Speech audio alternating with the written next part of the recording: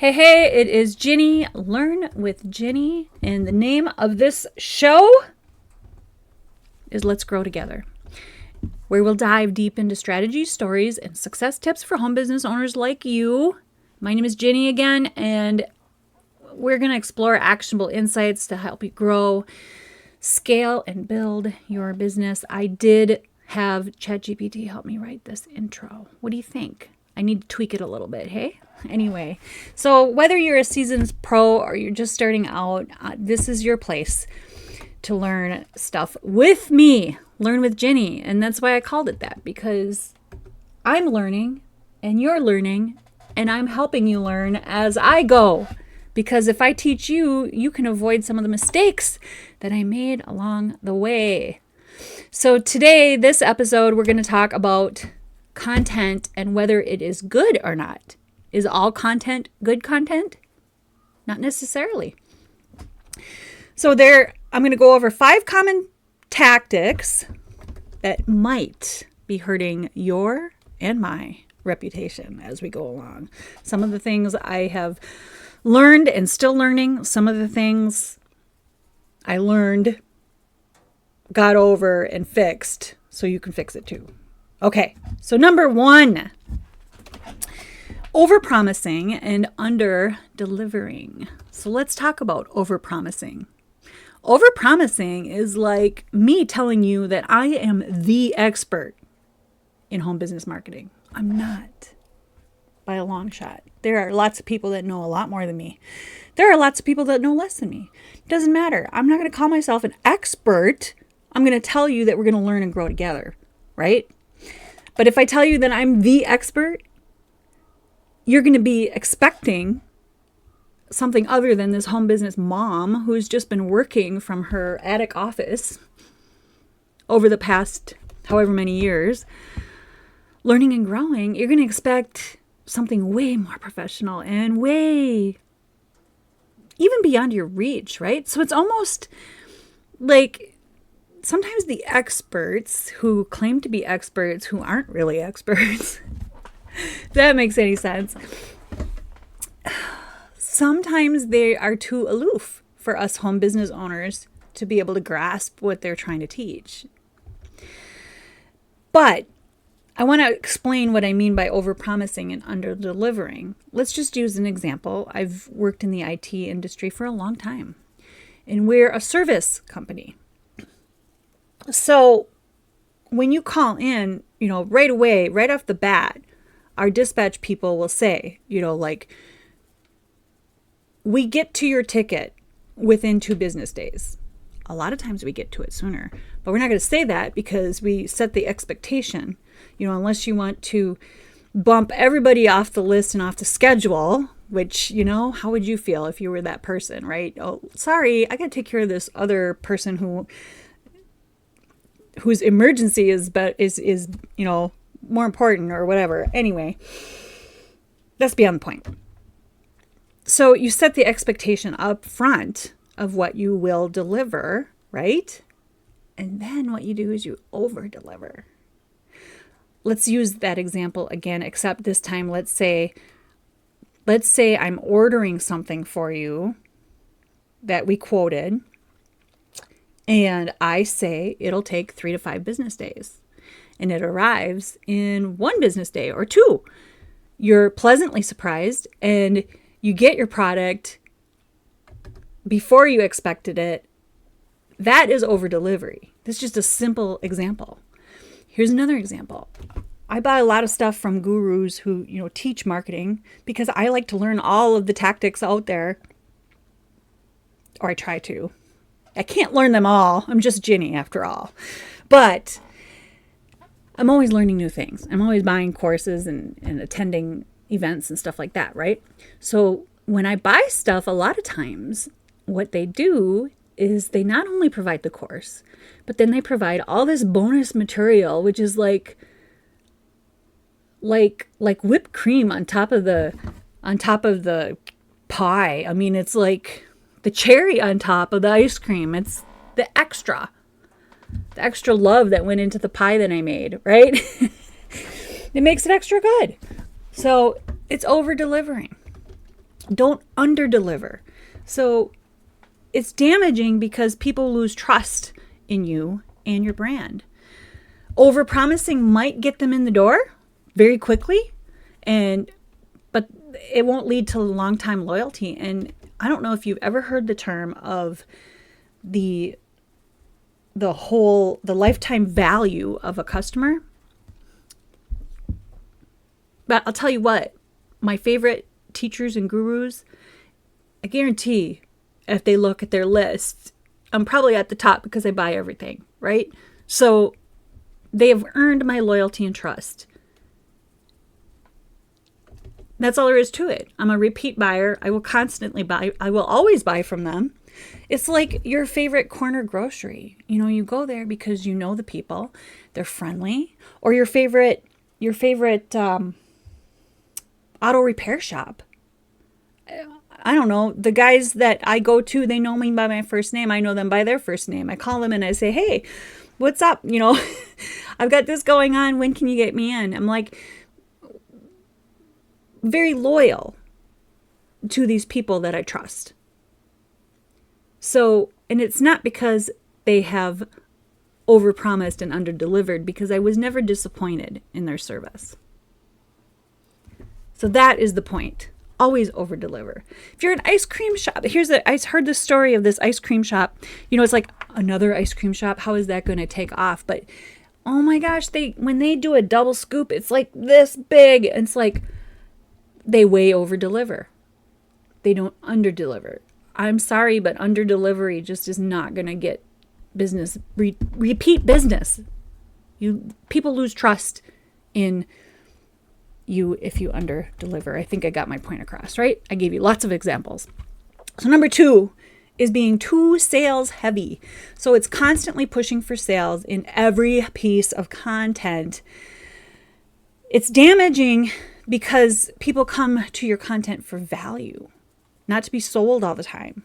If they feel bombarded, they'll disengage or follow. But there's a fine line, because I have made the mistake of not ever making an offer. For example, I haven't even said what you can get from me by watching this video. So if you want a course, a free course on using AI to help you create your content, drop the word AI. Also, the other keyword I have is drop the word learn if you want to actually learn some more tactics to grow your business, make more sales, get more leads, that kind of thing. Because there's a whole academy that you could access. Plus you'd get me to create your funnel for you. So AI, learn. If you want them both, drop both words. Anyway, so there you go. I often will just talk value and deliver content to you without even thinking about making an offer. It's like, how do you make money if you don't make an offer and if you don't ever sell anything? So, it sounds silly when I say it out loud, but because I was so worried about being pushy and salesy, I would avoid the sale. It makes no sense, right? As a business owner. But yet we make it so weird. I crack myself up the way I think sometimes, And you know what? We are silly. So don't be too sales heavy. And speaking of AI, if you do get that AI course, just don't use it word for word. AI can be really salesy and really hypey because it likes creating copy, and I think it likes hypey copy. I don't know. Whatever, but just don't use it word for word. I've said that over and over again, but I still see people using it word for word, and I can tell. I can always tell. Like when they comment on your Facebook posts, and I'm like, especially if I know the person, I'll be like, oh man, that sounds exactly like Meta. And I know it's not you. So use the ideas, but use your words. Okay? Be you. I know how weird it is because you're always thinking about what you need, which is to get more sales and get more leads and get emailed and get, right? I understand that because we got to make a living. But we're people. And my mentor always said the money that you want is in the pockets of the people. So create those relationships. And I'm talking to me too. Remember, these episodes that I record are not only about you, but they're about me too. So as I learn and grow, you will learn and grow. Okay, so number 3 is jumping on every trend. Okay, I've been guilty of this too, because like on TikTok, for example, all I wanted to do, I wanted my videos to go viral. I wanted them to get thousands and thousands of views. And guess what? Those do not translate into leads and sales. They just don't, because they're not your people. So it's better to have a few loyal fans that honestly want your content and your knowledge than to have 1.1k views or whatever. It doesn't matter. I mean, that's a low number probably for virals, but you get my point, right? So chasing trends without purpose kind of seems like you're trying too hard, right? So it's a little bit about posture too. So knowing your stuff and just talking about it, I think, is much more beneficial. I don't know. This is an experiment, by the way. So this is a new tactic that I've been trying, which is making these live videos to reach you. And I have used AI to help me lay out the, what's the word? Oh my gosh, I have a blank every once in a while. The content, the table, like I tell it to lay it out, and it just outlines. That's the word, outline. Oh my goodness. Outline the topic for me. Drop AI if you want my free AI course on creating content. Okay. So, slick trends that align with your brand values and message, use them for sure, because they will help you get more attention, more views, more leads, more sales. But don't try to follow every single trend. Just use the ones that feel authentic to you and your brand. I have nothing against doing fun TikToks, because they are fun. And if they are a part of your personality, oh my gosh, use them for sure. Okay. Tactic number 4 is copying competitors. I actually had someone comment on one of my videos that, oh, well, here's the easy way to make content. You just copy somebody else's content and voila, you have content. Okay, you know what? When you first get started, and when I first got started, I did a little bit of that. And I still do. I go out there and see what other people are talking about, and I adapt their content to me and what I can teach. I never copy their content. No, I can't do it, because it's not honest, and it's not my brand. I am honest and true, and I'll help you in any way I can. But I'm not going to copy other people. Copying, well, there's copyright laws, right? So not only that, but it's damaging to your reputation, because sometimes your audience will notice that you're copying other competitors, and then they'll see you as less innovative and less creative. Well, and honestly, if they're anything like me, they will go to the source. So when I mention that I learned this stuff from someone else, I'm the type of person that goes to the source, because I want to read the OG books, the direct marketers, the original direct marketers that know what they're talking about, that have decades of experience in ads and copy and all that kind of stuff. So anyway, I think you got my point. We're not going to copy competitors because of that. You can go as far as even creating or using their headlines if it is congruent with your content. Go for it if it's congruent. Otherwise, just change it up. I just made a video not too long ago, and I'm going to put it in one of my courses, and I haven't figured out where to put it yet. Maybe I'll just, I don't know. But I did go over, how I take titles that are trending or titles that got a lot of views, and I make them my own, just like I did for this. 5 common content tactics that can damage your reputation. I got that from some other title, I just made it content because I knew that that's what you wanted to learn about more, was content. Okay, so don't copy, but definitely use them for inspiration. Definitely. I use AI for inspiration. I use competitors for inspiration. You definitely should, because there's going to be people that are doing way better than you, way better than me. So I go out there and I use them for inspiration. If you want to use AI for inspiration, drop AI. I'll get you that free course. And if you want to learn more tactics, drop learn. Don't forget. Okay, so the next tactic, number 5, is ignoring negative feedback. So for years I did ignore, except for my mentors. So I'm just going to clarify this a little bit to tweak it to the way I use negative feedback. Sometimes negative feedback, especially from people you don't know, you don't trust, and who don't have what you want, I do ignore those, because I want to focus on the people that have made the path for me, that have walked the path before me, that have what I want. Those are my mentors and my teachers, because they have what I want. They've already done it.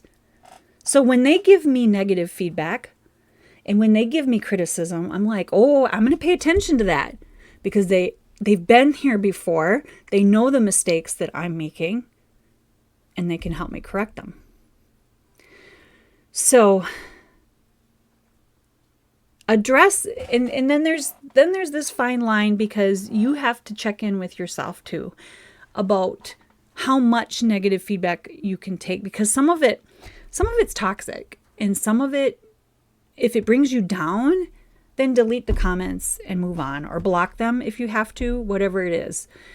Especially when they're people who have, like if you're creating videos, for example, and they're people who have never created videos, like I have nothing on their channel, and here they are commenting on yours, like they're the professionals. And it's like, okay, but I'm practicing, I'm doing something to learn and grow. So it makes no sense to take criticism and negativity from those kinds of people, right? It does make sense from the mentors that you have chosen to follow. Make sure you pay attention. Now, I will say that there are some tactics out there that I've seen marketers have a little fun with, and it's fun to watch, where they engage some of the negative feedback professionally, and sometimes in a fun way that actually is helpful. And it's very entertaining and very fun to see them do that. So follow your favorite marketers and see how they respond to sometimes I'm surprised. Sometimes I'm like, oh, I wouldn't have even responded to that. I would have deleted the comment. But then I see their answer and I'm like, oh, that's a very good answer. So you'll have to, find the right balance for yourself. But definitely pay attention when your mentors give you criticism, because you need to pay attention to that and incorporate some of the lessons you can learn. Okay. So the 5 damaging content tactics that I went over was over-promising, being too salesy, chasing trends, copying competitors, and ignoring feedback. So make sure that you focus on building trust with your brand. We are in the home business, so it's a personal brand. So know who you are, know what your brand is, know what you represent, and be congruent with that. People will know, like, and trust you, and then they will buy from you.